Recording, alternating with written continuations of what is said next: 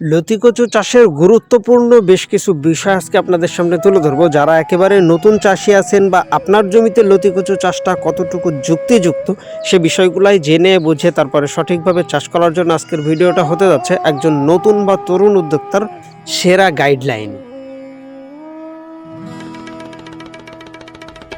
দেশ ও দেশের বাইরে থেকে যে বা যারা আমাদের আজকের ভিডিওটি দেখছেন সকলকে জানাই আন্তরিক শুভেচ্ছা ও অভিনন্দন। প্রিয় দর্শক, বরাবর মতো সরাসরি আজও আমাদের লতি কচুর দুইটা জমি আপনাদেরকে দেখাবো। বিশেষ করে একজন তরুণ চাষির কোন কোন বিষয়গুলা জেনে তারপরে চারা সংগ্রহ করা উচিত বা কেমন জমিতে চারা রোপণ করলে বেটার ফলনটা পাওয়া যায়। আবার বর্তমানে যেহেতু বিভিন্ন জাতের কচু পাওয়া যাচ্ছে, লতিরাজ, বাড়ি এক, পানি কচু, বাড়ি কচু টু, এই ধরনের বিভিন্ন জাত আছে। তা আসলে কোন কচুটা চাষ করলে লাভবান হতে পারবেন বা আপনার জমিতে উপযুক্ত চাষ হবে কোনটা, এই বিষয়টাই কিন্তু আজকে ভিডিওর মাধ্যমে আপনাদের সামনে তুলে ধরার জন্য চেষ্টা করব। প্রথমত বলে রাখি, যদি কেউ শুধুমাত্র লতির দিক বিবেচনা করেন যে আমার কাঠকচুর প্রয়োজন নাই, শুধুমাত্র আমি লতি চাচ্ছি, সেইটা যদি হয় সেই ক্ষেত্রে আপনাকে চাষ করতে হবে যশোরের লতিরাজ। কারণ যশোরের লতিরাজ কচুটাতে আপনি এক বছরে 8 থেকে 10 ইঞ্চি মাত্র কাঠকচুটা পাবেন, যেটা অন্য কচুর তুলনায় কাঠকচুর পরিমাণ খুবই কম। তবে লতির দিক যদি বিবেচনা করা হয় তাহলে প্রতি সপ্তাহে প্রত্যেকটা গাছই অ্যাভারেজে 300 থেকে 600 গ্রাম হারে লতি দিতে সক্ষম। সেই হিসেবে যদি কেউ লতি চাষ করতে চান, শুধুমাত্র লতির জন্য বিখ্যাত কোনো জাত খুঁজতে চান, তাহলে অবশ্যই আপনাকে চাষ করতে হবে যশোরের লতিরাজ।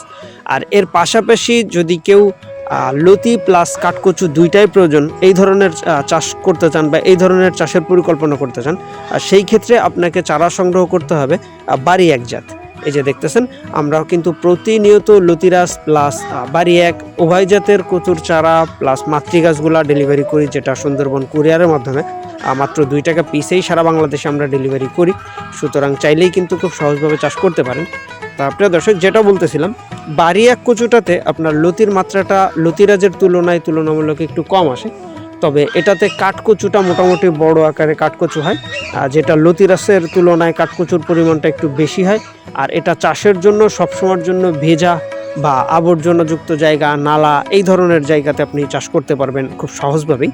আর যশোরের যে লতিরাজ, এটা চাষ করতে হবে আপনাকে ফসলি জমিতে, অর্থাৎ আপনার জমিটা যেমনই হোক আপনি চাইলে কিন্তু যে কোনো ধরনের কচুই চাষ করতে পারেন।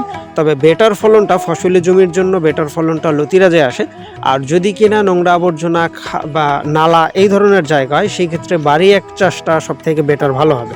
তা যারা আছেন এই ধরনের চাষ করতে যাচ্ছেন বা চাষের জন্য পরিকল্পনা করতেছেন, অথবা আপনার জমিতে কেমন লতি বা কেমন কচু আপনি চাষ করে ডেভেলপ হইতে পারবেন বা বেটার ফলনটা পেতে পারবেন, সে বিষয়টাই কিন্তু মূলত আজকে ভিডিওর মাধ্যমে আপনাদের সামনে তুলে ধরার জন্য চেষ্টা করলাম। প্রতিনিয়ত আমরা যেহেতু চারা ডেলিভারি করতেছি, যদি কেউ এই ধরনের চাষ করতে যাচ্ছেন বা চারাগুলো সংগ্রহ করতে চান, অবশ্যই আমাদের ভিডিও স্ক্রিনে দেওয়া নম্বরে যোগাযোগের মাধ্যমে সুন্দরবন কুরিয়ার থেকে আপনি চারাগুলো সংগ্রহ করে নিতে পারেন। আমরা প্রতিনিয়ত এগুলো ডেলিভারি করতেছি মাত্র 2 টাকা পিস, 5 টাকা পিস এবং 1.5 টাকা পিসে।